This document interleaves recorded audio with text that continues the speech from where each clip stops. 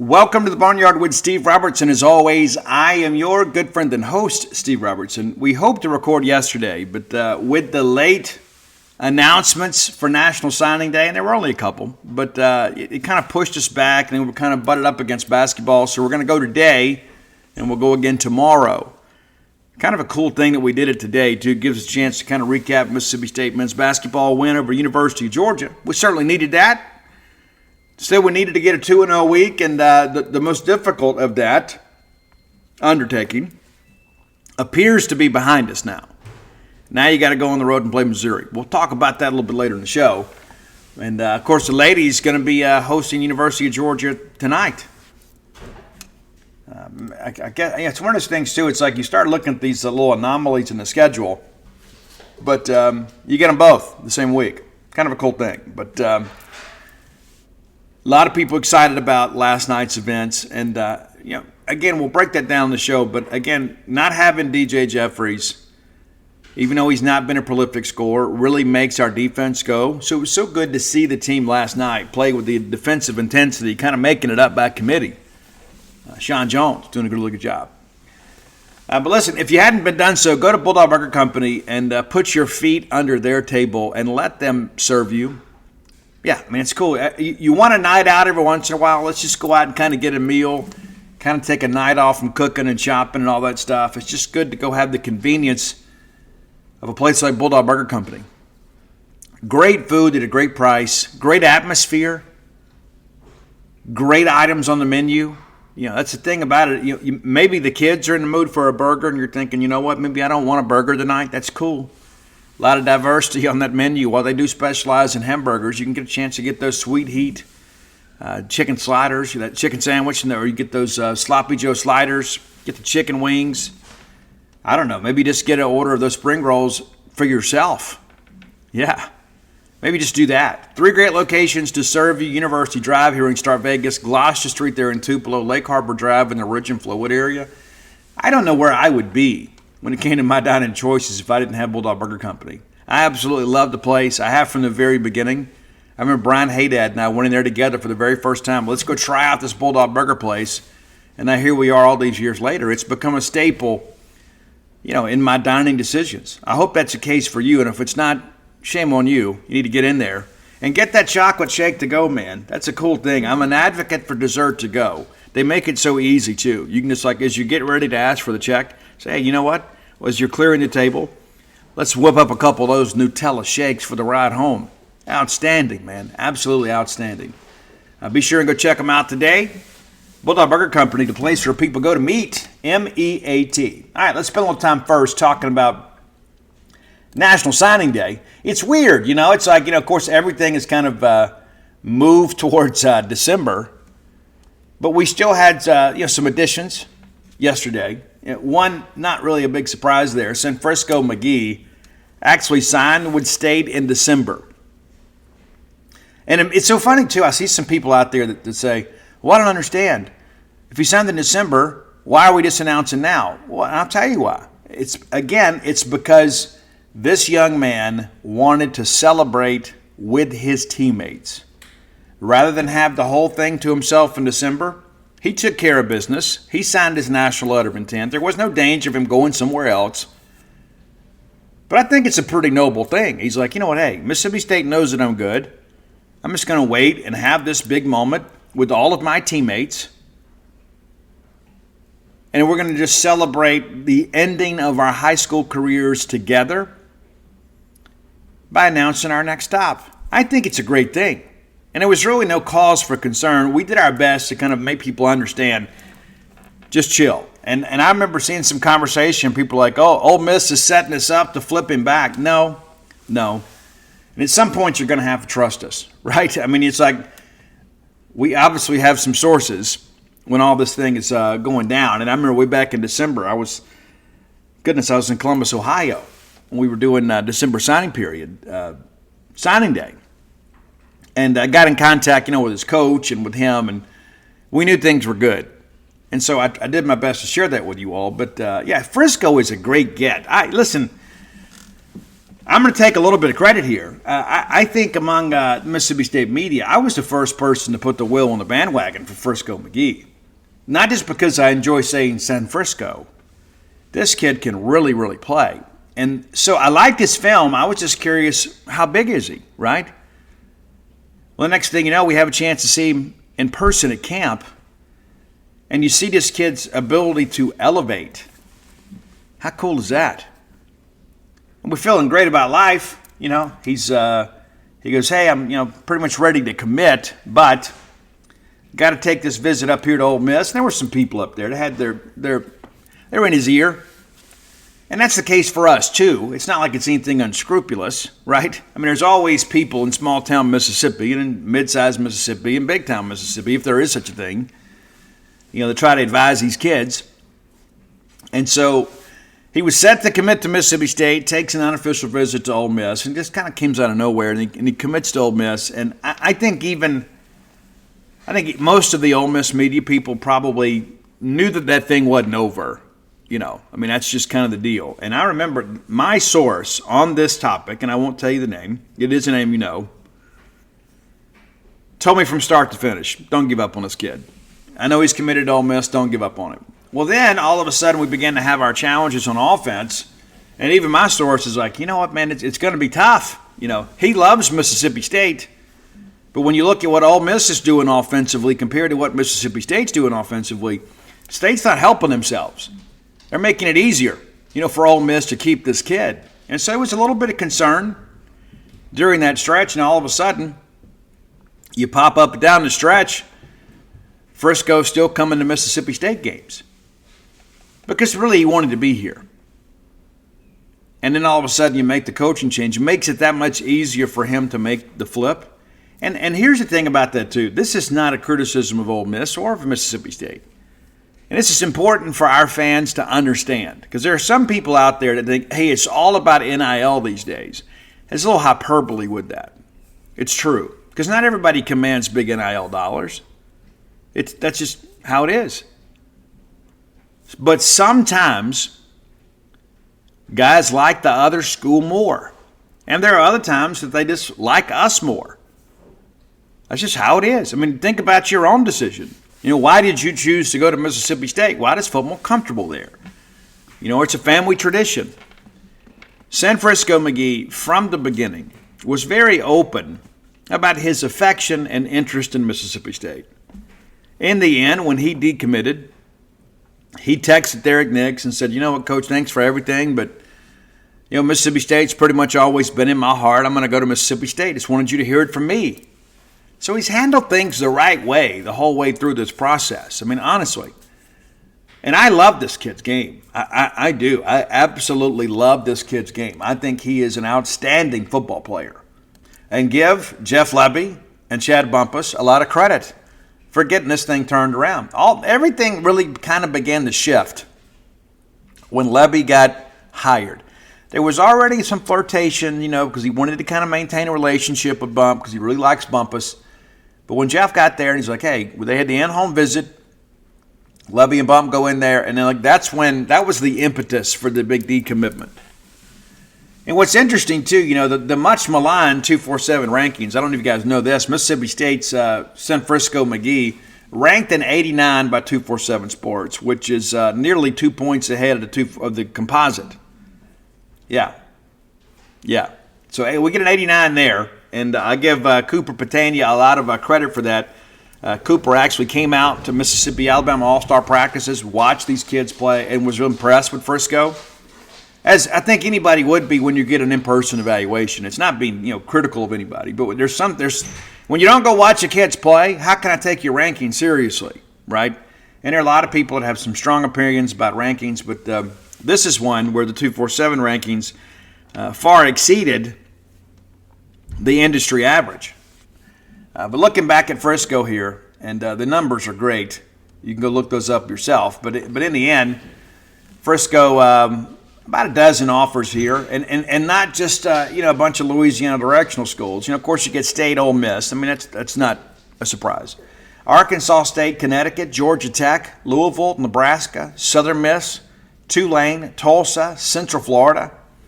And there were some other smaller schools that extended offers. But, guys, this is the kind of guy that creates matchup problems for the teams. Now, he's not Vince Coleman by any stretch of the imagination. He's not a guy that's just going to run, and that's a baseball reference for you young guys. But this is a guy, because of his catch radius and his ability to elevate, really makes him a weapon on third down, and especially in the red zone. And he can run away from people. It's a little more difficult to do that in the Southeastern Conference than it was at Macomb High School. But Macomb had a huge year this year under Alden Foster, and Frisco was a big part of it. So we didn't really give him his just due back in December because we were waiting for the day. But I love this kid's game. I don't care what he's ranked. I don't care what other people say about him. I know a football player when I see one. I know that Alden Foster is a guy that did a great job down in Amite, Louisiana, consistently producing Power 5 prospects at that program. Forever and ever and ever. Alden Foster is a guy that understands how to get guys college and game ready. And Frisco benefited from being under his leadership the last 2 years. So really, really excited about Frisco. And not just because we can all say, send Frisco. I'm telling you, this is a kid that's going to make plays for, provided he stays healthy. I got no doubt about his work ethic. He's from Highway 98 in South Mississippi. This is a kid that knows what it's like to have to go to work.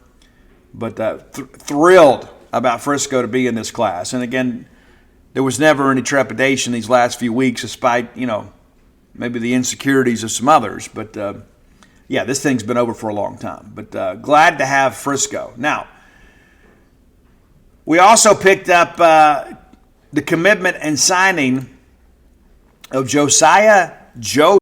It's a new year, which often means new resolutions. Many of you have said, you know what, this year I'm going to eat better. I'm going to be more efficient in what I do. I'm going to do my meal prep. We can make that so easy with you with our friends with Factor. Factor's ready-to-eat meal delivery kits take the stress out of meal planning and sets you up for success in a new year. Skip all the long lines at grocery stores, all the prep work, the cooking fatigue. Instead, get chef-crafted, dietitian-approved meals delivered right to your door with over 35 meals to choose from each and every week. They include options like keto or calorie smart, vegan plus, veggie, and so much more. Over 50 weekly add-ons. You got a ton of nutritious and flavorful options to kickstart your resolutions. So skip the overpriced takeout trap. Factor is cheaper and way more delicious in most cases than takeout. Get chef-crafted restaurant-quality meals delivered to your door. They're ready to heat and eat in just 2 minutes, which means more time for you to do all the other things you've got planned. Factor has everything I need for a week of flavorful, nutritious eats in addition to ready-to-eat meals. They got cold-pressed juices too, folks. Smoothies, energy bites, extra protein, veggie sides, and so much more to keep us energized during the frantic times in life. Head over to factormeals.com/boneyard50, and that 50 is significant. Use code boneyard50 to get 50% off. That's right. That's code boneyard50 at factormeals.com/boneyard50 to get 50% off. Make your resolutions count. Joe Knight. Now, I'm going to explain this as best I can. And again, the 247 ranking is an 88. The industry average is 88.33. So pretty much a consistent opinion, not like the Frisco thing. The industry experts are saying, hey, this is a kid that's mid-level, high-level 3-star. So Josiah Knight originally signed with Illinois. Now, he originally committed to Cincinnati back during the spring, got into the summer, committed to Illinois, went to work to be an early enrollee guy, took some other additional coursework, was able to graduate from Havana, Florida's Gadsden County High School. It's in Havana, Florida, north of Tallahassee. And so the kid moves to Champaign. He gets up there, and all of a sudden they had the preliminary enrollment stuff handled. Everything was good to go. He goes up there. They introduce him and all the other enrollees at a home basketball game. So he's physically there. And something happened with admissions. And basically what I have heard is there were 1 or 2 online courses that they were somewhat concerned about. It's not a big deal. and it's from an accredited institution. But anyway, football and admissions at Illinois were on opposite pages. And so the kid packs up, moves back home, and then they supposedly got it all worked out. But the kid didn't go back. There was some hard feelings about all that stuff. And he has taken the high road and not really talked about it. But is really thrilled the way that things turned out. But basically, that's what happened is he graduates early, he gets there. There's some problems with a credit or two. And he has to suffer the whole embarrassment of moving back home. And can you imagine the expense with all that stuff? And then after he gets back home, they're like, hey, well, you know what? Even if we can't get it worked out now for you to enroll for the spring, hey, you're good to come in June. But in the end, they decided, you know what? No, we're not going to do this. As one peer that covers Illinois told me, just the trust was broken. The family just no longer trusted Illinois. And you got to think about that for a second. You move your kid to campus, and then you got to go back and move them back home, and it's a short amount of time. And we're not talking about from Madison to Stark Vegas. We're talking from north of Tallahassee, Florida to Champaign, Illinois. That's a haul right there, brother. It is. He's an outstanding young man. Had a chance to talk to him a couple times. We'll speak to his coach here soon. But to kind of break things down for him, this is a guy that nearly 30 offers when it's all said and done. Georgia Tech was really in the mix for him, and at one time thought they led. This is after his commitment to Cincinnati. He took his official visit to Georgia Tech and to Illinois, and then ultimately commits to Illinois. But Georgia Tech very much in the thick of things with him.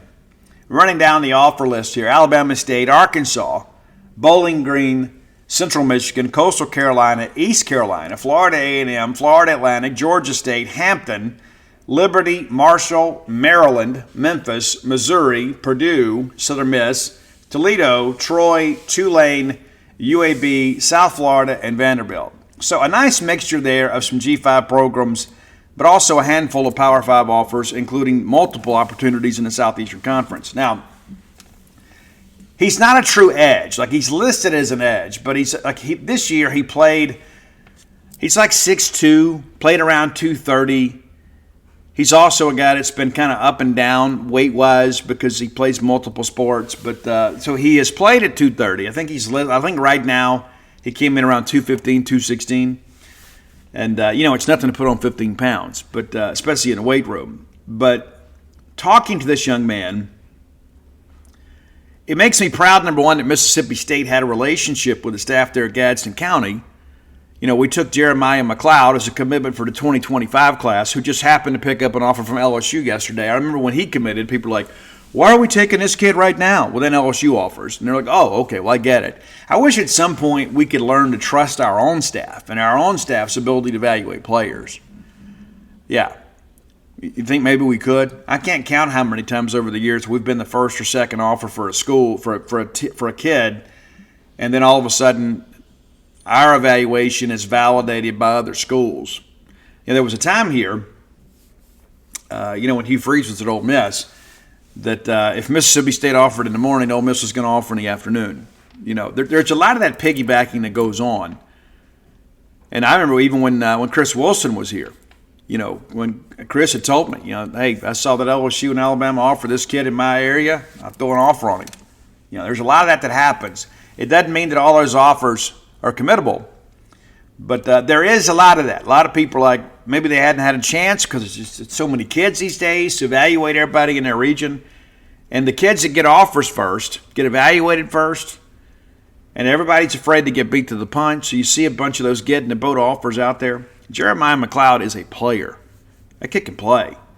And so now all of a sudden you begin to think about the tandem here. Because you had the relationship with Gadsden County, when this situation with JoJo Knight arose where he had to move back home, guys, most schools had no clue that he was still available. He was still listed up until yesterday on Illinois' list of signees. And I don't mean at 247 Sports, which they were. I'm talking about at the University of Illinois. Their official website still had JoJo Knight listed as a signee, even though they had released him from his letter of intent.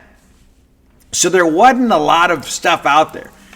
So this is, I think, a good get for State. Coleman Hutzler is recruiting him.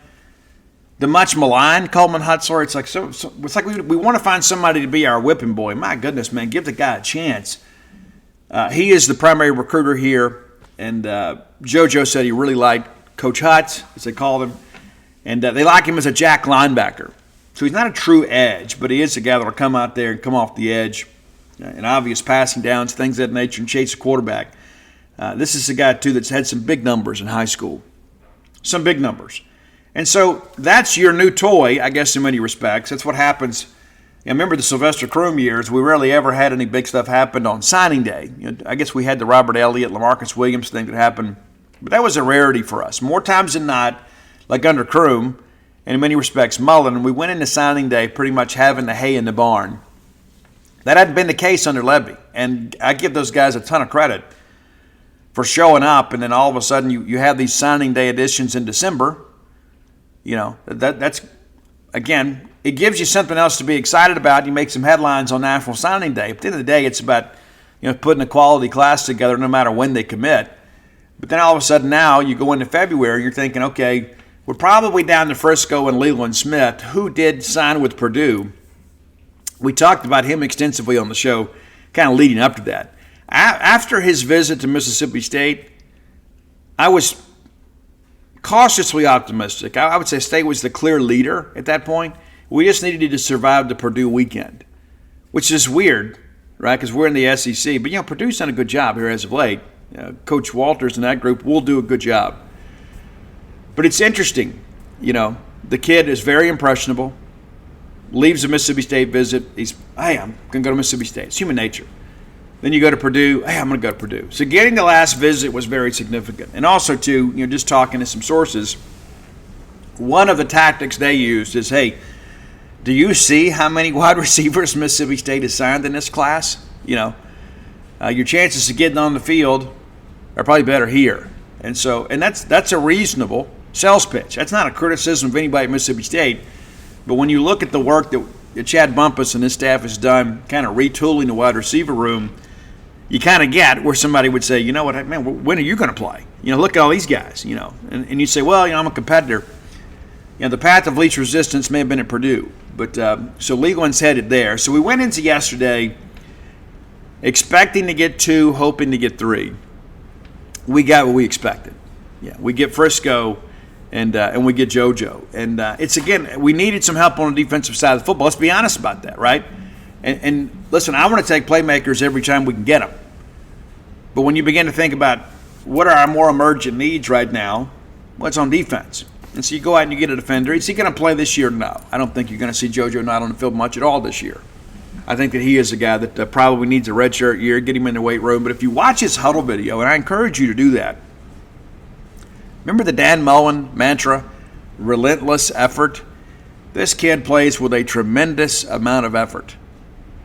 You can see sometimes they even line him up as a 3-tech, like in some situations, kind of like a prowler package on 3rd and long. They put him right up there up front. It's nuts. And there are times that he'll get caught up in the wash, and all of a sudden you look up and he's running backside, running the guy down. The guy plays with a ton of effort. And so I'm excited about the get. Do I think he's a difference maker? No. I think he can be a good player at Mississippi State. You better believe it. I absolutely think he's going to be a good player at Mississippi State. And so, again, it would have been great to get Leland Smith too. It'd been great, but that was more of a luxury. I think the JoJo Scott thing is really more of a need, maybe not immediate, but long-term. You got to start retooling that defense a little bit. But Leland Smith, I think, would have made us a better football team this year because I think he plays this year. The problem with, junior college guys that can enroll in January, we always talk about it takes like half a year for JUCO guys to kind of acclimate and kind of get up to speed. So, again, not sour grapes at all. I wanted Leland Smith. But I would have loved to have had him in January.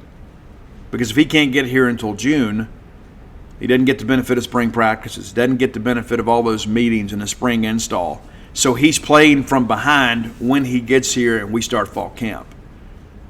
So then you begin to ask about that learning curve, right? It takes about half a year. Well, does that mean it's the Egg Bowl before he kind of figures it out? And again, that's not a criticism. Even Pernell McPhee went through that. Pernell McPhee was an absolute monster. You guys know it. From the muck of South Florida. Absolutely amazing football player. But it took him about half a season.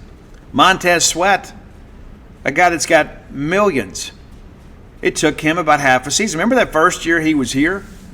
Like, he could pressure the quarterback, but he couldn't record a sack. He didn't know the target point. He couldn't get guys on the ground. He could influence the quarterback. He couldn't sack the quarterback. And so I share that just because these junior college guys truly need the benefit of spring practice, and more times than not, sometimes the benefit of a second year. You don't always get that these days. But I think I'm always a little bit hesitant about guys that can't be here for January to expect them to be impact players in the fall. That's just human nature. I mean, it just takes some time and repetition to kind of get up to speed. You don't want guys out there thinking. You don't want guys out there second guessing. And that's kind of what happens. But we wish Lou and Smith the best, as long as it's not against us if we meet in a bowl game. But no hard feelings. Everybody's got to make a decision if it benefits them the most, right? What's interesting is that State's lost 2 kids from the junior college ranks to Purdue. I mean, Jaquan Bolton, remember him? Kid that grew up rooting for Mississippi State, headed to Purdue. Thought we'd get him. Not to say that we don't have a great offensive line class, because I really like our class, especially what we've done in the portal. But it's interesting that we've gone head-to-head with Purdue on a couple of junior college kids, and not gotten them. We've got some wins against them too. But it's interesting now. Is that going to be a factor now, Purdue? Really, in our junior college recruiting? It was this cycle. And that's not to say, because, Smith was at Fullerton. It wasn't like he was at, Itawamba. But maybe that's going to be a tenet of the Purdue experience now. They're going to work harder on the junior college ranks. But when it's all said and done, Mississippi State class probably going to see 1 or 2 more additions out of the portal once the portal window opens in April. Those guys will enroll. But as it stands today, you have 15 high school or junior college enrollees, so 15 from the traditional national letter of intent. And you had 15 transfers. And 15 of those guys enrolled, and then 15 transfers. So 30 kids, brand new Bulldogs, already on campus that will go through spring practice. And then you have 9 others that signed their national letter of intent either in December or yesterday that will enroll for summer school. They'll be May graduates, and the 9 outstanding are Sanfrisco McGee, Terrence Hibbler, T.J. Lockhart, Fred Clark, JoJo Knight, Xavier Gayton, Ja'Cory Whitted, Jatavius Boogie Johnson, and Ricky Johnson. So those guys will be part of our program come the summer. They'll graduate in the spring. So as it stands today, you start working the numbers here. That's 39 new Bulldogs. And then you're going to add 1 or 2 more. In the spring, guys, we only have 85 scholarships to work with, right? And so I say that because, once Jeff Lebby was first interviewed, I was told that one of the selling points of Lebby is he was going to be able to flip the roster quickly. And nearly 50% of our 2024 roster is going to be brand new players. So there is some evidence to support that line of thinking, that you hired Lebby to be able to flip the roster. Now, the quality of the players, that remains to be determined, right? It's one thing for 247 Sports and other people in our industry to rank these players, but until they get on the field and we see them compete in a Southeastern Conference football game, we're not even sure what we have, right? We think we do. We feel like we've got a pretty good evaluation. But until you get them out there, you don't know. But I think it's important to understand there's a big shift roster-wise. And as Dave Murray wrote here recently, it's probably the freshest fresh start that we've ever had in the history of our program, because you do have the transfer portal where you can kind of ramp things up and you can process guys out if you need to. But it's going to be a much, much different roster next year. You're going to need your programs, and a little bit of a selling point, I guess, for Mississippi State marketing. You're going to need those programs to kind of know who's who. It's going to take you a little while to kind of get up to speed on that. Now, you'll have some of your regulars back, obviously, But again, think about it in that context, that nearly half of your roster this coming fall are going to be players that didn't play for you last year. It's a different day and time in college athletics. And, of course, the coaching change is part of that. At some point, I'll sit down and work up those transfer portal numbers again. Because before it was like 1 and 2 or 1 and 3 high school signees in the SEC and the transfer portal era transferred. Once we get done with all this stuff, once we get settled a little bit, I'll work that up again and update those numbers and share those with you. Because you got to think that was the numbers prior to the end of the season. We wrote that up earlier, before that window opened. So now you got to add those numbers in, and there's a bunch of them. It's a lot of work, but I think we continue to maintain that data and kind of base some conclusions based on what we observe. But again, I like the class. When you look at rankings, like the composite ranking for this class, the signing class itself is 28. And the fact that Jeff Lebby and this staff could be in the top 30 and flirt with the top 25, I mean, if we'd gotten Danny Hill, you're right there. Under the circumstances, really good deal. Transfer rank is 37. And listen, you guys probably feel like I do. We hadn't done quite enough in the portal, but the class isn't finished yet. But the overall rank right now is 33. You pick up a couple more transfers, maybe you pull the entire group in the top 30, but all things considered, I think the staff's done a great job. A couple wins, a couple losses, that's kind of how things work out. But I'm impressed with what they've done so far, and I'm eager to see what this staff can do with a full year to work with. All right, time for today's Top 10 list. As always, brought to you by closewithblair.com. That's C-L-O-S-E with Blair, B-L-A-I-R.com. Blair is a mortgage professional. You guys, you could entrust your mortgage to a lot of people. Probably the safest option is Blair Chandler. 23 years of experience in the industry. This is a guy that knows how to get things done. Give him a call or text today at 601-500-2344. We've talked before. I mean, there's a lot of options out there. They are. But deal with one that's going to get you to the closing table more likely than not. Thus, close with Blair. Top 1% close ratio in the country back-to-back-to-back years. It's good to have somebody with that level of expertise working on your behalf. Pretty exciting, to be honest with you. And again, visit him at Close with Blair. You don't have to go through a call center or anything like that. You go directly to him. He's one of us. I like to keep business in the family whenever we can. So be sure and hit up Close with Blair. Which reminds me, speaking of keeping business in the family, at long last, our True Rest franchise is set to open next week. Yeah, for sure. A lot of people have had inquiries about it. You can follow us on True Rest Starkville on Facebook, also on Instagram. But a lot of time, effort, and expense has gone into this, and I'm happy to say as of now, as of today, you can download the True Rest app and begin to schedule your appointments for next week. It's live. So I'm going to encourage you to get going. We still got a few kinks we'll have to work out as we get going. And still you have a couple of pieces of wall art and things like that the wife will spend a lot of time this weekend kind of dressing things up. But we're going to be ready to roll next week. A few last little things we got to do. Pods are here. Pods are filled. We'll go through our final training today. And excited, to say the least. So that's True Rest. You can go to TrueRest.com, check it out. But now, scheduling for your True Rest franchise here in Mississippi, in Starkville, Mississippi. We could have gone anywhere, but why would we? This is where we live. We're trying to make Starkville a better place. So download the True Rest app from the App Store and go ahead and schedule your appointment for next week. And I would encourage you, because of the fact we have sold some grand opening BOGO type deals. Maybe that's the way you want to go to. You can find that also on the True Rest Starkville Facebook page. But be sure and go ahead and get moving. There will be a lot of demand for this, so we encourage you, go ahead and download the app. The app has had some challenges at times over the years, but if things are working fine now. If you have any issues, you feel free to call. The number for our franchise is available on the True Rest Starkville Facebook page. And more times than not, it's going to be my lovely wife answering the phone for you there. and we'll have all your questions answered. And it's been quite the endeavor. You know, we first started talking about this at the end of 2022.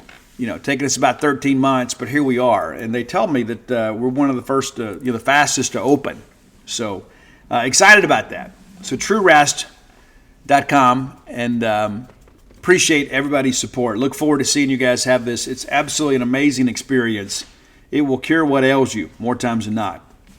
All right, one of the most successful top 10 lists that we do periodically is on new music, new rock music. And so I've put a list together with the help of the bride of some of my favorite new rock songs. I'm a Sirius XM Octane listener. That's what people always say, where do you find these new bands? Well, it's on Octane. Now, there's a lot of Octane bands out there that have a similar sound, but these are some ones that have kind of stood out to me over the last few months, songs I listen to regularly. Number 10 on our list, a band that was formerly called Slaves. They ended up moving on from their singer, hiring a different guy, and just thought, hey, this is a chance for us to kind of do something different. It's a band called Rain City Drive now. They got a super cool song called Frozen. We've had some other of their songs on the list. I actually have some of their lyrics tattooed on my chest, a song that means a lot to me and Dana. But Frozen's from that same album. Really like it. It's, I think, the third single off this album, and doing exceptionally well for them. It's routinely on the Octane Biggins countdown. Number 9, an artist that Dana kind of jumped on before I did. Jairus Johnson's the guy's name, and what's interesting about him is he became kind of a hit on TikTok. It's amazing how social media has kind of changed the delivery of new artists for us, right? But Jairus basically made some cover songs and some remixes of some classic tracks. He did Can You Feel My Heart from Bring Me the Horizon, and I think it was Last Resort from Papa Roach. You know those guys well, too. They got a big hit out going on now. Leave a Light On for You. Amazing. But Jairus Johnson, because he did these videos and the bands themselves kind of embraced these remixes, and Jairus Johnson actually ended up recording with Papa Roach. Next thing you know, the kid's got a record deal. He also did a different rendition and arrangement of Kryptonite from Three Doors Down. But he has a song out now that he said he wanted to kind of fashion after a Metallica Avenged Sevenfold type motif, I guess you could say. Kind of in that same vein, but it's called When the Darkness Comes by Jairus Johnson. That's your number 9 track. Now, one of our favorite American Idol contestants of all time is back and rocking again, and it's so interesting too. There's so many of these American Idol contestants. It's like after that first album drops, they're done, right? Going back to our MySpace days, many of us had "It's Not Over" from Chris Daughtry is our song on MySpace. Remember all that was real popular? Well, Daughtry's back with a new album. Also has a recent collaboration with Papa Roach. Jacoby Shaddix out there doing a lot of things. But a song that has been a mainstay on the top 10 list on Octane is Artificial from Daughtry. Number 8, Artificial, Daughtry. Now, number 7, this band also is part of a collaboration a little bit later on our list. I really like this band. They're, to be honest with you, they were a little more dressed up, I guess, than I'm used to for rockers. Yeah, they're kind of some pretty boys in many respects, but these guys really, really have a good product. It's a track called Below the Belt from Point North. Below the Belt from Point North. Really like this one a lot. A new band I think has some longevity ahead of them. All right, number 6, and this is one that Dana and I kind of disagreed on. It's different than the rest. It's kind of got this over-modulated, distorted guitar sound on it. I really dig it. It's a song called I Am the Lightning by Des Rocks. Kind of has a 70s vibe to it in many respects, but also some modern flair to it. Be sure and check that one out. They're a little bit of a different band. They are. Kind of like Greta Van Fleet in some respects. I think those of you that like Greta Van Fleet, I think you'd like Des Rocks. It's Desrocks, 2 words. But if you like the new blood of Greta Van Fleet, give these guys a try. I think you'll dig them. All right, number 5, another nice collaboration. These guys are on the road now, 3rd week into the new Take Back Your Life tour. It's David Draymond and Disturbed. A song called Don't Tell Me And the female part of this is sung by Ann Wilson of Heart. It's a very, very powerful song, and Ann's vocal part on this is amazing. Absolutely amazing. And it's interesting to hear David Draymond and Ann Wilson sing together. It's almost like, genres and in many respects decades are kind of colliding here, and the result is a super good product. So don't tell me from Disturbed featuring Ann Wilson of Heart. That's your number 5 track today. All right, number 4. I dig this one a lot, and I was asking Dana the other day. I said, "Who sings this? Who sings this song?" It's a brand new artist, and he's got a 4 or 5 song EP out. The name is Elijah, and the track is Virus. And again, it's a little more modern, right? It doesn't have rap in it, but it's a little more modern. Absolutely dig it. It's Baby, I'm a Virus. It's about basically being in a relationship and you kind of being the negative influence. And then it changes over that you're the virus, So there's always that aspect of it. There's no one person that's truly at fault. Number 3, a collaboration with Point North and Set It Off. I dig this one a lot, and that's why it's number 3. And let me go ahead and prepare you here. There's kind of some orchestra hits. If you like Ice Nine Kills, and I'm not a huge fan of them because everything is based on horror movies and things like that, and maybe that's your thing. The guys are very talented. It's just kind of, I don't know, it comes off a bit contrived to me. The opening of this song sounds a little bit like an Ice Nine Kills song. And there is a little bit of language in this one, so let me go ahead and preface that before you jam this one out. And maybe you already know it, but it's a song called Punching Bag from Set It Off and Point North. A great collaboration. And what's funny is Below the Belt talks about the punching bag, and then they end up doing a song called Punching Bag. It's interesting. Maybe that's a writer that just kind of got hemmed up with repetitive phrasing, but really like this one. Now, a new song that actually dropped this week from a band that many of us love. I absolutely love this thing, man. I jammed it all day yesterday. It came out, I think, on Tuesday, New Music Tuesdays. Remember, that used to be a big thing for us, for those of us that have been around for a while. But it's From Ashes to New's new single, Barely Breathing. I absolutely dig it. It's a collaboration with Against the Current. They have a female vocalist that has some incredible range. I wouldn't say she's on Amy Lee's level by any stretch, but you can tell Amy Lee is probably an influence, and as she is on so many vocalists these days. What a legendary performer. But the track Barely Breathing, it's about 3 minutes of super, super good rock and roll music here. And if you know From Ashes to New, it's very much in the vein of what you know from that traditional sound from them. They've been around forever, it seems. But these guys right now, I would venture to say that From Ashes to New are on top of their game right now. There's a lot of bands, they hit octane and they have 1 or 2 hits and you don't hear from them again. Well, From Ashes to New has had some staying power. And based on what they have released in the last couple of years, I think they're here to stay, provided they can all get along and continue to work together and produce quality music. I think you're going to see them remain not only on the Octane Biggins countdown week after week after week. I think this is a band that you're going to see out there doing some really big things when it comes to arenas. A band I haven't seen yet, From Ashes to New. Absolutely love them. But again, number 2, Barely Breathing. Absolutely love that song. Number 1, been waiting for this for a while. I think Dana and I were among the first 100 fans of this band. And we've seen them live multiple times. Met these guys, absolutely incredible guys, based out of Baton Rouge and San Antonio, Texas. Kind of interesting how that all works. It's a band, Nothing More. And Johnny is one of those people that just lyrically can pull the emotion out of all of us. It's like they have a song for every mood.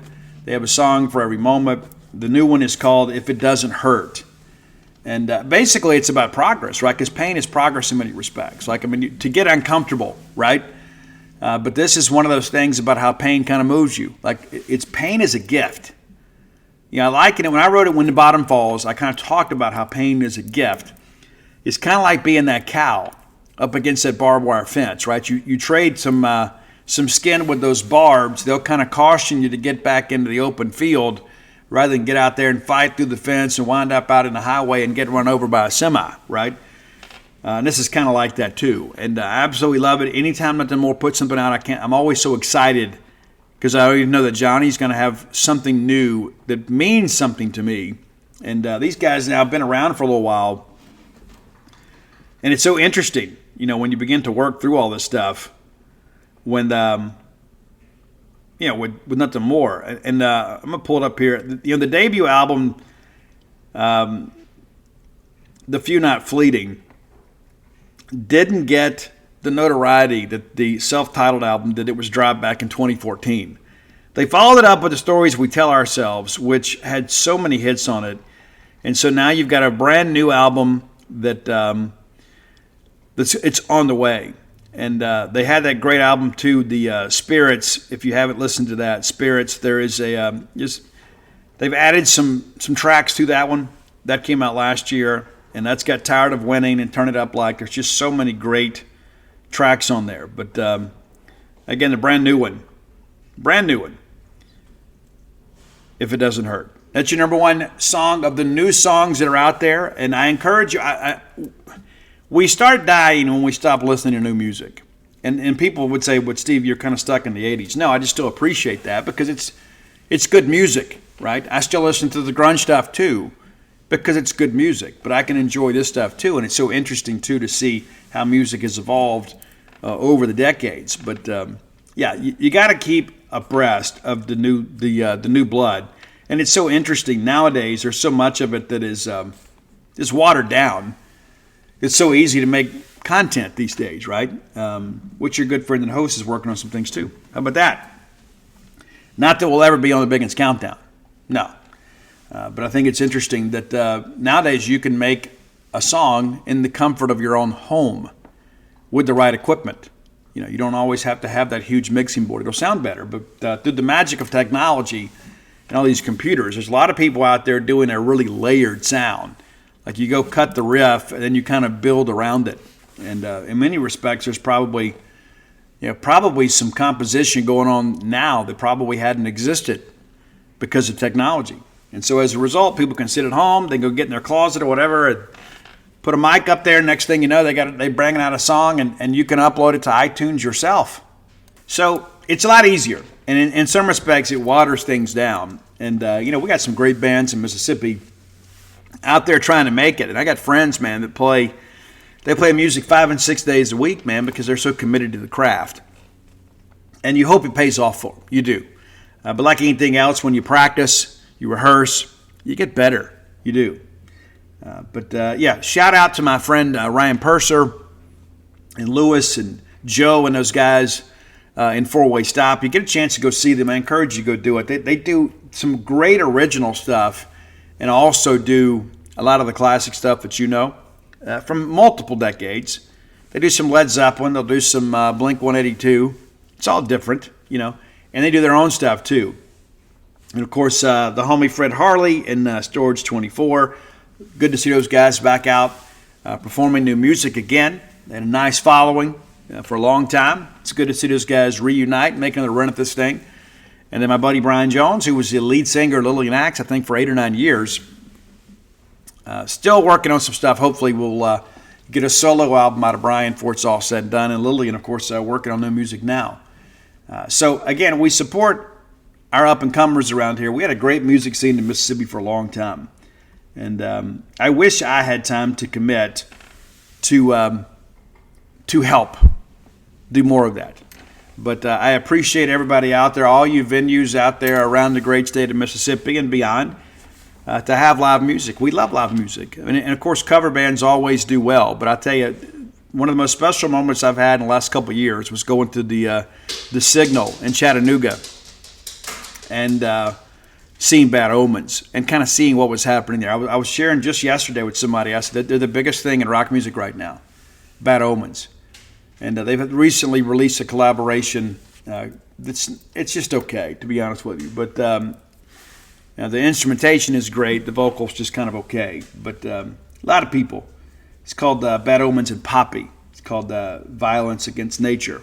But it's okay. It's okay. It's not at all what I expect to hear from them, especially after that album, the great album, The Death of Peace of Mind. Be sure and check that out if you haven't done so already. It's a very diverse album in many respects, but they are probably the hottest thing going in American rock music right now. Every time they open up a tour, it sells out immediately. They open up new merchandise, it sells out immediately. I bought a couple albums through Amazon. One I never got because they couldn't keep up with demand. It's crazy how that works. But again, you got to know the new blood too. There's always some new stuff out there. We can't be so caught up in our regular favorites that we become kind of closed-minded to what's happening in music these days. But I really think this is a list here that'll excite you, especially the top two. Barely Breathing from Ashes to New, phenomenal. And If It Doesn't Hurt for Nothing More, those are two songs that you need to have on your playlist. Absolutely, without question. All right, next segment of the show brought to you by Campus Bookmart, a Starkvillian institution, man. If you're not familiar with Campus Bookmart, you certainly should be. Where you been, right? Nobody out there doing a better job outfitting this wonderful fan base with Mississippi State merchandise, whether it be clothing for your closet, whether it be decorative items for your home. I don't know, maybe you need something for your dog. They can take care of that for you too. Miss Kathy Brown does an amazing job outfitting that store to allow us the opportunity to get some great Mississippi State merch. Next time you're in town, go by and see their smiling faces neatly positioned on the backside of campus, just off 182, right before you get there to take that right to go to Mississippi State's historic sporting venues. There's Campus Bookmart right there on the left. So you can go in there, get your new stuff, put it on, wear it to the game, as you should. If you can't make it to town, visit them on the World Wide Web at campusbookmart.net. And by being a loyal Boneyard listener, we'll give you a phrase that pays, and it's BSR, which stands, and you know it, for Beautiful Steve Robertson. That gets you free shipping on all orders over $75. Any order less than 75 bones, absolutely incomplete. Again, campusbookmart.net. All right, let's celebrate a Mississippi State men's basketball win last night. And there were some times it got a little dicey here, but I was worried about Georgia's perimeter shooting. You know, without DJ Jeffries out there, because he is so long, he is such a relentless defender in many respects, I worried a little bit about this game. We got through it. Bulldogs now 15-8, 4-6 in the SEC. Georgia drops to 14-9, 4-6 in the SEC. State held an 8-point advantage after the first half. And it really looked like down the stretch, State was going to put this thing away. That's how it looked. And next thing you know, and give Georgia a ton of credit, they would not go away. But the good thing is that, you know, basketball is a game of runs. Everybody hears it, but everybody knows it. When Georgia made a run, State was able to answer. And you begin to look here, with 11 minutes to go, State is up 11. It's 51-40, and you think, okay, good night, Athens Bulldogs. Good night. It's all over and done with. And we even take it up 13. Nice play here by Tolu to get loose for the heave. Guys, this thing is over, right? 56-43. The game is over. Wrong. Georgia comes back. Blue Kane with the three. Noah Thomason with the three. It's a 7-point game. And then they get loose after a missed shot. It's a fast break basket. It's down to 5. And then Blue Kane again connects to make it a 3-point game. And at this point, there was a lot of tension in Humphrey Coliseum. But Chris Jans and the Bulldogs responded. Good teams find a way to match runs and answer. That's what happens. And what do you know? It's Sean Jones Jr. knocking down the 3 to give us 6. And then Hubbard follows it right back up on the break and pushes it back out to 9. That's a very, very deflating sequence. If you're Georgia, that you've scratched and clawed, you're finally back in it, you're within a possession, and then State gets back-to-back threes to get separation, and then eventually push it right back out to double figures with Tolu making a basket down low. It's a 64-53 game with just over 4 minutes to go, 4.5 minutes, I guess. And from there, you know, they kind of traded baskets down the stretch, and then they're forced to foul because they just couldn't get any closer. And we made a few free throws down the stretch, which is always a good thing. It's been a bit of a challenge at times for us. But State wins by 13. Georgia with a late basket. That was really pretty much academic. I mean, State up 15, you know, in the final 30 seconds. But a very solid win for Mississippi State. And after the week we had last week, we knew this week We needed to respond with a 2-0 week. And again, the most difficult step in that journey has been taken. Now you can say, but Steve, we got to play on the road this weekend. We hadn't won a road game all year in a true road game. We hadn't played Missouri either. Looking back at the numbers last night, defensively, State did a really good job in this ball game. You hold Georgia to 35.1% shooting. And in the first half, they really struggled. Really struggled. Picked it up a little bit, shot near 40% in the second half, but they're right at 31 in the first half. And again, you expect them to be good from beyond the arc. They were. They shot better from beyond the arc than they did total from behind in the field. Tolu Smith, 19 points last night, 12 rebounds. When you get that stat line from Tolu more times than not, you're going to put a win on the belt. You're going to put a win, not a win, on the board. I don't know if you guys have belts or not. Maybe you're champions out there. Josh Hubbard, nice game for him. 14 points. Did have a couple turnovers. Shaquille Moore with 11. Keyshawn Murphy with 10. And, man, what a difference Keyshawn Murphy makes. And with DJ out and with us struggling a little bit, having Murphy going again, the first time since the South Carolina game he's been just 15 minutes, right? You talk about an efficient 15 minutes there. He gets 10 points. Also pulls down 4 rebounds. You know that kid's happy to be back on the floor. You know he is. But State with 4 in double figures, and that's what makes us a good team. When we're able to distribute the scoring responsibilities and get that level of production from people, we're going to win the ball game. Cam Matthews, guys, 1 point away from a double-double and also being your 5th Bulldog in double-digit scoring. Pulled down 11 rebounds, which is second on the team, but 43 boards for the Bulldogs last night, just 33 for Georgia. When we out-rebound you, chances are you're in trouble. And with our length, that should probably be the case. But Jimmy Bell, just 9 minutes of action, did not attempt a shot, did pull down a rebound. But again, you just really need Jimmy to be the guy that comes in and spells Tolu a little bit. It's got to be the Tolu show. It does. But it can't be a one-man performance. And last night it wasn't. And again, very happy to see Sean Jones step up. Played 33 minutes, man. And this is a kid that's going to play hard for you. Probably a little bit amped up last night. Just 2 of 11 from the floor. Did knock down that big 3 late. A couple free throws, 5 rebounds. Also had 3 personal fouls. As he gets more time, he's going to get better. But really the return of Keyshawn Murphy, very, very significant for State. And if we're going to make the tournament, and I still think we will, Keyshawn Murphy's going to have to be a big part of that. And even when DJ comes back, we're going to need contributions from Murphy. And this is one of those things, one of those great mysteries in life, right, that Keyshawn Murphy just kind of disappeared for a while. But we got it all worked out, or at least we appear to be now. He's worked his way back into good graces. He's healthy and clearly ready to go. So a good win for State, very solid. We're not going to sit here. It's not a court-rushing event. But now we're going to get ready to take on Missouri. Now, I don't know if you've kept up with Missouri, because many of you are just game-to-game people. Missouri hadn't played well this year. And as I've cautioned on this show before, we have taken some good teams to Missouri and come home with a loss. So we can ill afford, and you know as well as I do, Chris Jans will have the guys focused. We're not going to go up there and go through the motions. We understand that we have not played well on the road. We're going to find a way to get some road wins. And this is a big one for us. This is going to be Saturday. We'll talk more about this on tomorrow's show. But we've got to find a way to go get this thing. And all of a sudden, you're 2-0 with a struggling Arkansas team coming to town. We don't have a midweek game next week because we want to go out and enjoy Valentine's Day with the loves of our lives.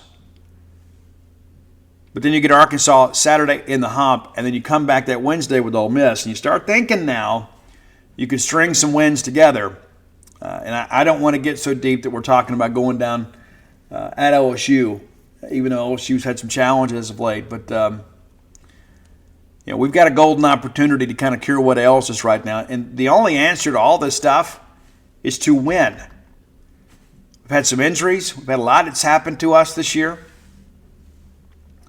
But we're right in a position where we think we can get to where we wanted to go. If we drop some games we shouldn't, yes. But as I've cautioned many times on this show, it's not time to throw in the towel. Now, let's take a quick look kind of at what happened in men's basketball since we were together. Tuesday night, South Carolina 68-65 winners over Ole Miss. Ole Miss had a big comeback late. South Carolina got some separation, but Chris Beard and that staff did not give up. The team didn't as well. Kentucky goes into Vanderbilt 109-77 winners. Is this the end for Jerry Stackhouse? I think it has to be.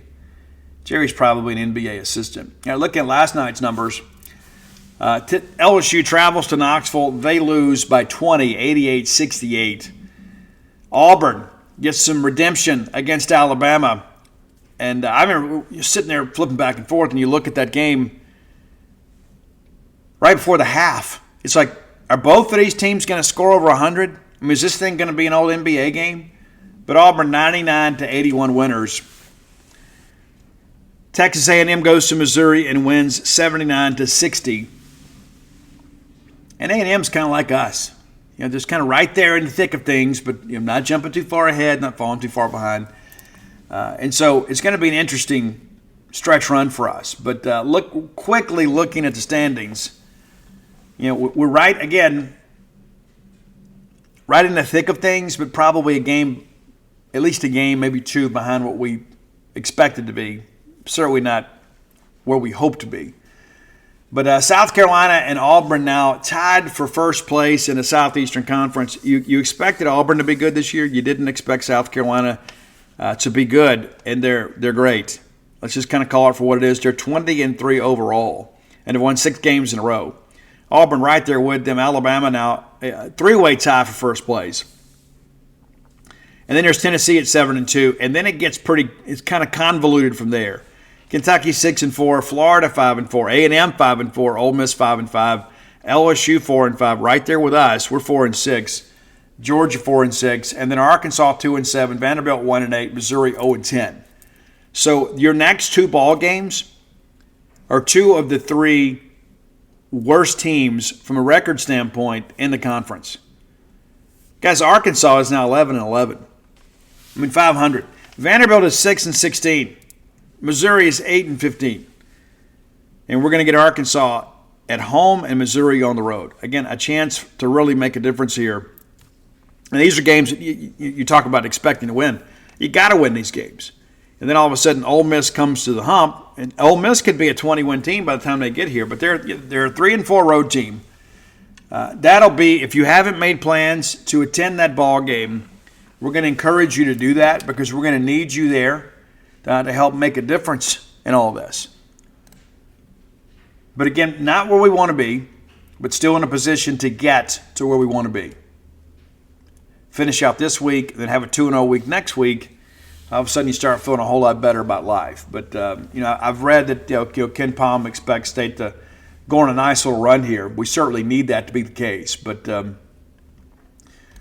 again, Keyshawn Murphy. It's an extremely, extremely, extremely, extremely important development there. Absolutely outstanding development for Mississippi State. All right, final segment of the show brought to you by the Stark Vegas Clubhouse. If you're looking to bring a big group to town, and chances are you are, Google Stark Vegas Clubhouse. All you got to do, Google's your friend, and there's going to be multiple options for you to book. Before you do, let me encourage you, check out their Facebook page. You can peruse the amenities that are available to you, a 5-bedroom place, couple bathrooms, an amazing back porch area. It's incredible. It may be one of the best things about it. Very spacious outdoor area. You can kind of sit, enjoy an adult beverage, enjoy a regular beverage. I don't know your needs. Also, that great fire pit area out there. There's a wet bar that's available to you. One of the best things about it, too, is if you go book a hotel room, you're going to have to eat out, right? And that's fun. But sometimes that can be expensive. Wouldn't it be nice for have mom to cook or dad to grill? You can do all that right there at the Stark Vegas Clubhouse. Be sure to check that out and book through the Evolve website. We can save you some money if you do that. Use promo code BSR10. BSR10. Again, whether you're bringing a work group during the week or bringing a ball game group during the weekend, that promo code works, saves you 10% off your stay. You can book through VRBO. You can book through Airbnb. I don't know what you want to do. But if you go through the Evolve website, I can save you some money. 10% off your stay. Promo code BSR10. Just 5 minutes away from the Mississippi State campus. It's incredible. It's the old renovated country clubhouse. Very spacious And it's like you kind of got a little oasis in many respects. You're kind of away from everybody else, but also conveniently located at Mississippi State. That's amazing. Again, book to evolve for the Stark Vegas Clubhouse. All right, Mississippi State women in action this evening is we'll take on Georgia. That's a 6:30 p.m. tip for sure. That's the Play for K game. Think pink. So if you're thinking along those lines of what to wear, I know I always wear maroon when I can. When I'm working, I can't. I just wear my rock shirts. But if you're thinking, hey, maybe I'll wear something different, pink is acceptable for sure. Now, it has not been a great year for Georgia. Let's take some time to kind of look here at the Georgia Bulldogs. Women's basketball team has just kind of been, middle of the pack to say the best, and that's being nice. They're 11-11 now overall, and 2-7 in the Southeastern Conference. They are 1-5 in true road games, 3-1 on neutral courts, and 7-5 at home. But just one win in a road venue this year. They opened up with a win over North Carolina A&T. That was a 12-point game. They bounced back and take down Belmont 76-50. They're in Nashville. And then they get Georgia Southern. They take down Mercer by 20. And so off to a great start, you start thinking, okay, well, maybe they're legit. They go to the Bahamas and beat Columbia and Purdue. Very competitive game against Purdue that went the way of the Bulldogs, 65-57. And then they host Duke. And this is when things begin to change. It's true. Again, you start out, you get off to a good start, and you feel like, okay, well, now you're going to play some Power 5 competition at home. And Duke, obviously a basketball school, they get the 7-point win.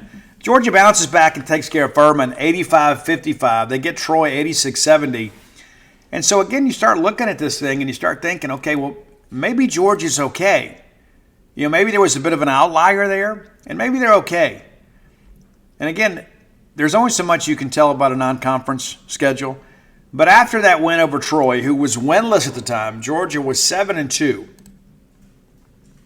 Then they play Georgia Tech. Georgia Tech gets them in Athens, 64-53. They bounce back in the Suncoast tournament and take down Pitt, and then lose by 1 to Ball State.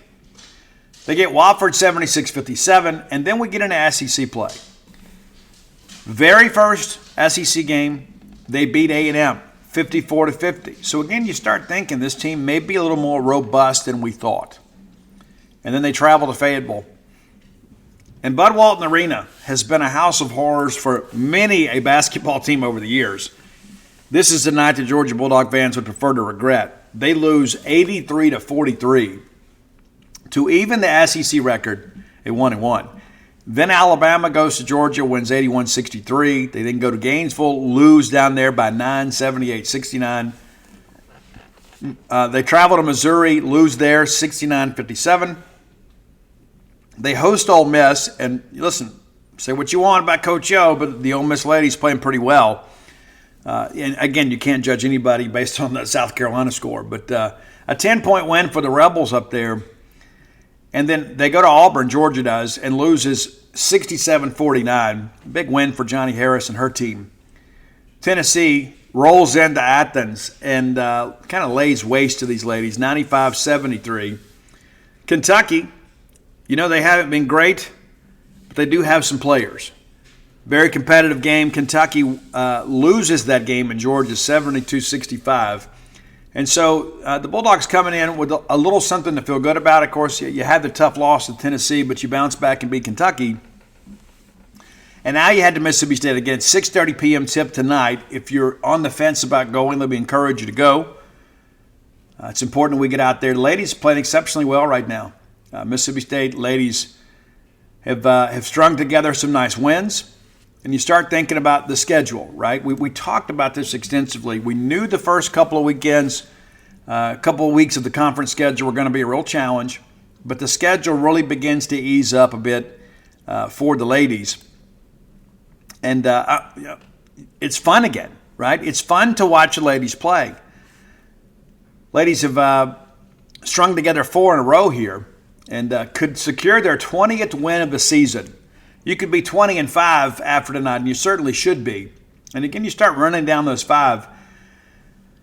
Outside of that South Carolina game, State's really been in every one of these games. I mean, you could have really beaten just about everybody on your schedule. And again, Tennessee kind of got us a little more talented than us. But you start running this thing down and you begin to realize that our ladies can play with just about anybody. Just about. And that big win for Georgia over A&M, State goes to College Station, beats them by 11 points this past Sunday. So you get this one, and all of a sudden you get Florida next week, and you start thinking about, hey, we could really put this thing together and head to Ole Miss Sunday the 18th with a lot of juice. A lot of juice and a lot of belief. And then you get Kentucky here, Alabama, we got to go over there. You go to Auburn, that's going to be big, and then Missouri, and that's the end of the regular season. So down the stretch here, you look at it and say, hey, really the only true toss-up game is going to be in Oxford. And it's going to be a Super Bowl for them. You know it is after we got them the last time.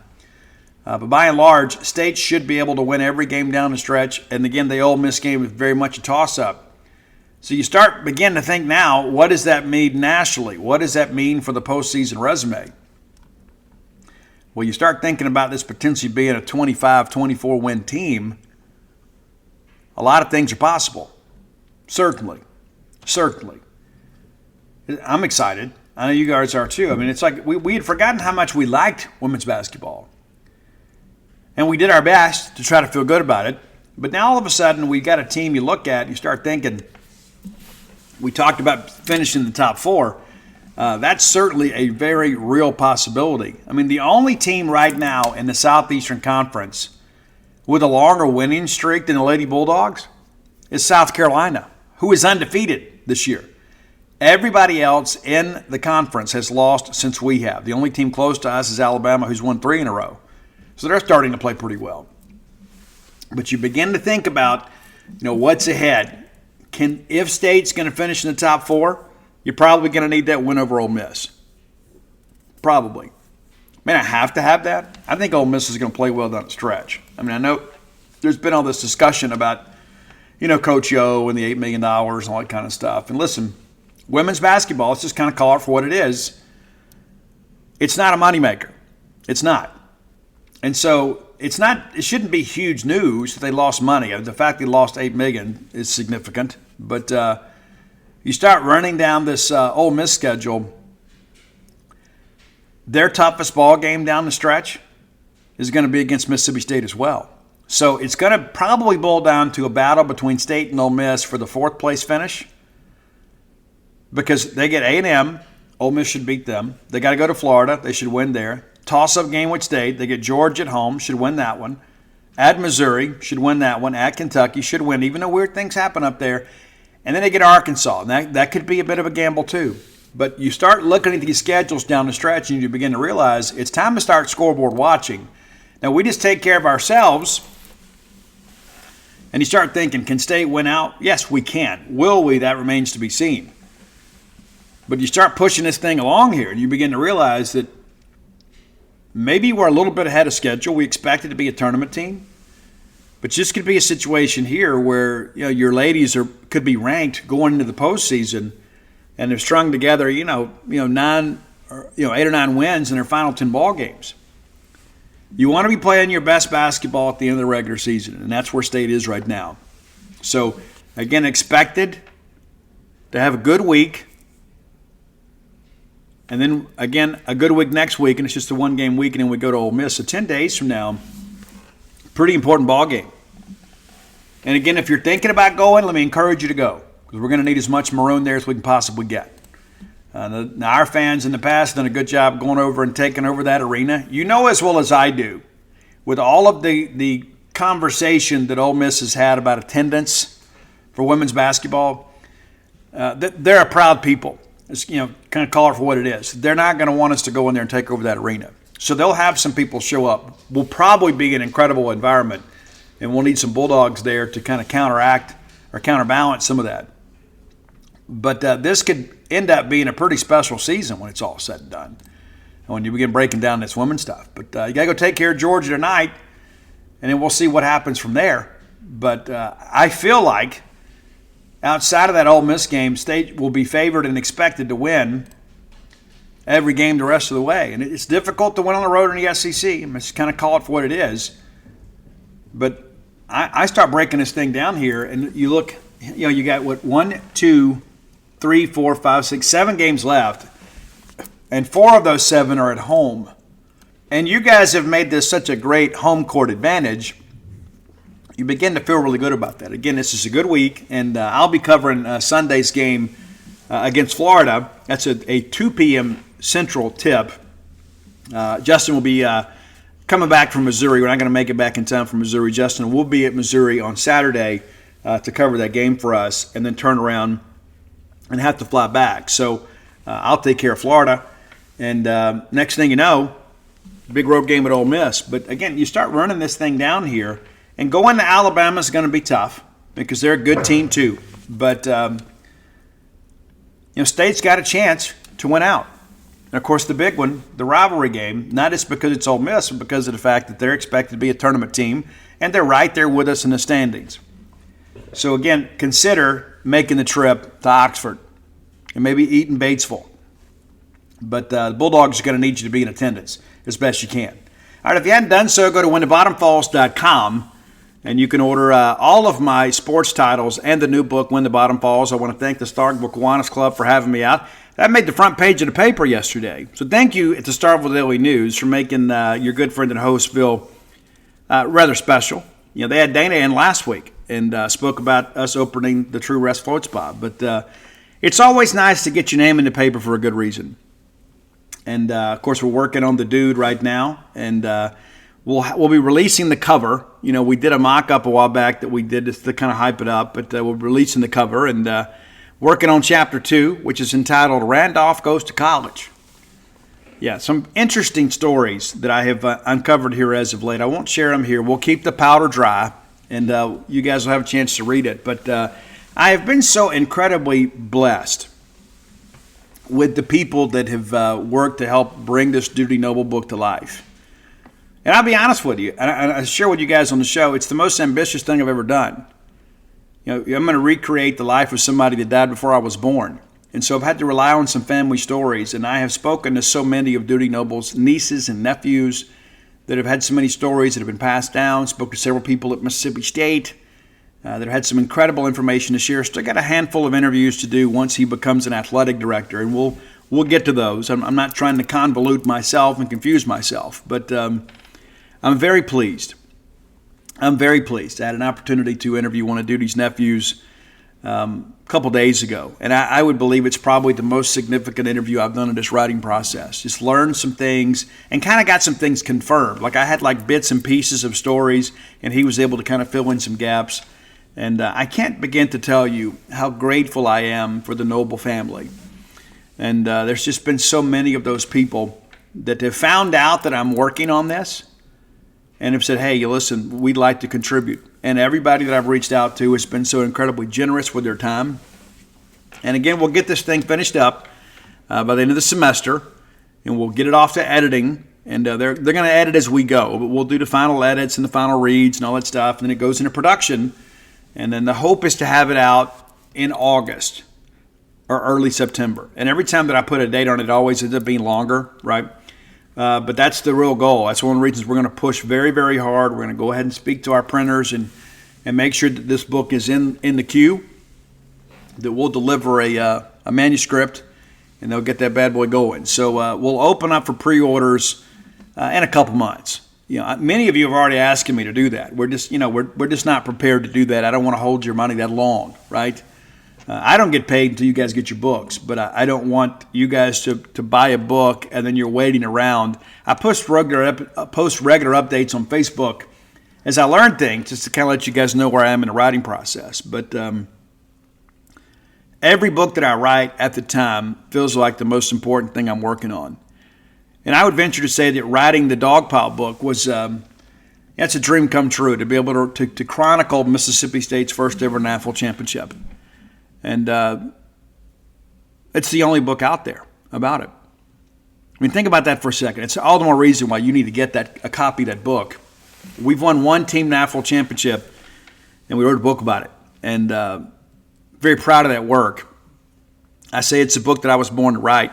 And then When the Bottom Falls, of course, all my, trials and tribulations and things like that, and also to kind of, working my way out of the valley back up the mountain. I mean, this is a book I had to write before I died. I think this book, though, the Duty Noble book, may be the most important thing that I write on a sports side. I really do. And that includes Dogpile. This is a much different endeavor, for sure. And I've learned a lot about Duty Noble. A lot. And I can't wait to compile all this and share it with you. And Chapter 1's in the can. And Chapter 2 is already in production now. And I'll get that finished up here. So a lot been going on. National Signing Day, baseball season starts next week, which allows us to segue. Next week, Military Appreciation Weekend. Opening weekend. Now, we still haven't announced times yet. That's going to be based on a weather forecast, and that's the thing you're looking at now. We are going to have scrimmages this weekend. Many of you like to come out for those, and a lot of it's just because of your love for baseball, right? And you just want to kind of get a glimpse of the team. We got some rain in the forecast this weekend, so we may be dodging raindrops at Duty Noble, and we got to get these games in. We got to get them in because we're still evaluating, and what we're probably going to see now, let's just say based on a sourced report, is we're going to put the starting 9 together, and then they're going to scrimmage the other guys. You've had kind of intra-squad games here as of late, but now we'll put the starting 9 out there and start fine-tuning some things and get ready for next weekend as Air Force gets ready to come in. But again, Military Appreciation Weekend. They're going to have military flyovers all 3 games next weekend. This is released a little while ago. So Moody Air Force Base will handle Friday, and Saturday and Sunday will be handled by our good friends over in Columbus. And each game will have military members standing with MSU and Air Force during their national anthems, along with military members announcing our starting lineup. So pretty cool. Also going to have the Military Appreciation Rally Towel giveaway while supplies lasted. Plan to get there early. They're also going to give away some interesting things, too. It's Friday, you're going to get the rally towel. Saturday, we're actually going to have the Wings of Blue jump team. They're going to come in, and they're going to have replica military hats to give away on Saturday. And then Sunday, you're going to have the military coin. So 3 gifts available in appreciation of our military, which also gives us the opportunity to always thank our servicemen and women who are around the world protecting our freedoms, allowing me to sit here and talk about this show and give you guys a glimpse of home. And one of the things that always means so much to me is I get messages regularly. And every so often I get something from somebody that's stationed in harm's way and say, hey, Steve, I love the Boneyard, and it gives me a little bit of home. It reminds me a little bit of what I'm fighting for. And so to all of you that tune in all around the globe, that you've got that American flag on your uniform, on your shoulder, thank you. We love you. We don't say it enough, but we do. We appreciate you, and we thank you for all you do for us to allow us to live in the land of the free and home of the brave. All right, so again, next week we get into college baseball season. We're going to kind of ramp some things up. We'll talk about that. We'll preview that. We'll come back tomorrow, and we'll talk a little bit about, number one, recapping tonight's game against Georgia. Hopefully that's a Bulldog win. And we'll begin to preview Mississippi State men's trip to Missouri. And again, Justin Frommer will be there for us. It's one of the things we tried to do this year, kind of commit more resources and travel for men's basketball. We have not historically done a lot of men's basketball travel. And so Justin will have boots on the ground there, so we'll have post-game video and things like that. He sent me some video like 1 a.m. I was long asleep by then. But we got to get that resolved too. But so tomorrow's show, back tomorrow, a fresh top 10 for you. And again, if you have ideas for the top 10 list, reach out and let us know. Best way to do that is to hit up Roy on Twitter or X, whatever you prefer to call it these days. But we're in a good place right now. And that's the thing you think about where we are and where we want to be. Football has come through a very, very difficult time. And as we say all the time in Starkville, like when I talk to people affiliated with state football, especially the holdovers, Guys, we just need a year of normalcy. You know what I'm saying? Our kids just need a regular year. Let's just go to school, go to practice, and go play some football games and not have a lot of drama. We need that. But again, when you look at what Jeff Lebby and his staff have done to finish in the top 30, which is historically where we are, all things considered, is a remarkable accomplishment. The men bounced back last night, should be in a position to get their first road win this weekend. And again, you got some winnable games next week. And again, be thinking about making that trip to Starkville and come cheer and be a part of this. And then you look at the women. Obviously, the women a little bit ahead of the men right now. And then we've got baseball next weekend. And so there's a lot to cheer about. And March 17th, 18th, or 19th, right around St. Patrick's Day, we're going to be on the field for spring football. And so it's a great time to be a part of genespage.com. Nobody's going to give you better coverage than us. And so come be a part of that. And I just feel like things are beginning to settle. Does it make sense? It feels like we have been caught up on the hamster wheel in many respects, for several months, maybe even the better part of a year. I mean, it really even dating back to, when's the last time things truly felt normal around here? Right? I mean, we're not used to losing in baseball, so we got to get that fixed. But I would say maybe going back to winning the Egg Bowl in 2022, and all of a sudden you begin to think, hey, we're going to go to a nice Florida bowl game. Things are great, man. This is so wonderful. And then it has been one thing after another since then. But for the first time in a long time, at least for me, and I'm a lot closer to it than many of you are, it feels like things are beginning to calm down a little bit. And when things calm down like that, it gives us a chance to kind of, rather than react to things, to be people of action, to allow your administration to be people of action. It's like just yesterday, we hired a director of football for football sports science. We've never done that before. There's some innovative things happening within the athletic department. It's true. Zach Selman has a vision. Your coaches have a vision. We got to win some ball games. It all helps to go win ball games. But we have got to do the things necessary to put our student athletes and our coaches in the best situation to go and win those games. And I think doing things like this, being innovative in our thinking, not just adopting, well, this is what we've always done. Maybe it's time that we get ahead of the curve instead of just kind of, again, be reactionary people to what everybody else is doing. I think Alabama is the only team in the conference that has a director of football sports science. I think that's the case. I think that's right. But now we have one. And this is a young man that has worked with, was a linebacker in Northern Colorado. He's worked with the Olympic team, the Paralympic team. He's worked some with special ops. This is one of those guys that's got some expertise that we don't possess. I love having Bulldogs in the building. I think it's an important part of what we do in every sport. Have people that understand our fan base, our experience, and our culture. But sometimes you got to go out there and supplement maybe perhaps where you're deficient. I think this is a step in that direction. And again, we just kind of move forward here. But I think for the first time, I kind of felt that yesterday. Like after we had San Francisco McGee's story published, we pushed that out there, I felt like I could take a deep breath for the first time in a long time. And I don't just mean because of the coaching search, but I think now you've got Jeff here. And, we thought we hired Arnett last year, we wouldn't have these issues. But I think we recognized that we'd made a mistake. All due respect to Zach Arnett. But I think now we feel like, okay, Jeff Lebby's going to be here for a while. All right, so now it's about getting back to the business of football. You feel like we've made two good hires on the basketball side. And again, we're trending towards a tournament. Again, the men got some room to make up. You've hired Justin Parker that has, in many respects, kind of just completely galvanized his pitching staff.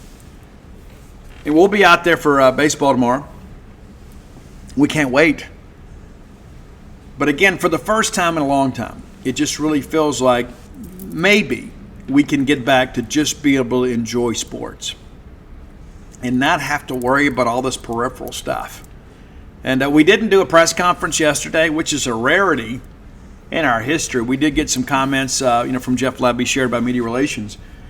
But I think, Lebby probably feels the same thing that we're feeling. and basically gave the crew some time off. It's like, hey, you guys get out of here. Go see about your families. Because you got to think, since those coaches have been here, it's been nose to the grindstone. They show up in the middle of official visit weeks, right, and got to go right to work, identifying portal prospects. And so as hard as we've all worked, they've worked twice as hard, if not more so. But I think now we're at a point that we can all kind of collectively exhale, and let's just kind of get behind Mississippi State for a while. You know, I know you've loved them the whole way through, and it's been an incredibly emotional journey for all of you. Being a Mississippi State fan builds character. It certainly does.